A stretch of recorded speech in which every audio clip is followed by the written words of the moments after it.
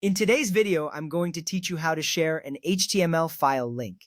This is a straightforward process using Google Drive, and I'll guide you through each step with clarity and expert tips.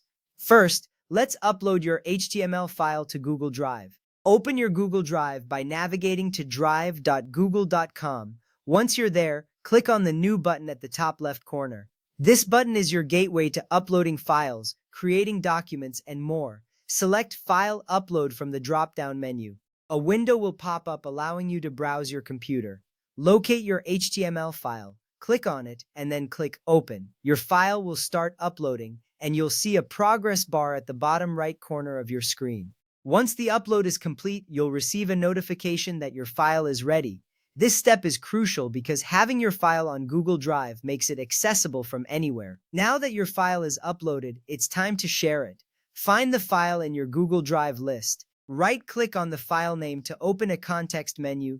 This menu provides several options for managing your file. Click on the Share option. A sharing settings window will appear. In this window, you'll see different sharing options. For our purpose, you need to change the access settings. Click on the Get Link section. Here, you'll see the current access settings. By default, it might be set to restricted or specific people. Click on Change to Anyone with the link. This step is important because it allows anyone with the link to access the file without needing a Google account. Next up, you'll want to copy the link provided. You'll see a button labeled Copy Link right next to the URL. Click it. This copies the link to your clipboard, ready for sharing. You can be confident that the link is correct and will direct users to your file. With the link copied, it's time to send it to your recipient. You can paste it into an email, a chat message, or any communication tool you prefer. Just press Ctrl and V on your keyboard, or right-click and select Paste to drop the link into your message. Before we wrap up, here's an important note. The recipient will download the HTML file. It will not open as a live web page directly from the link.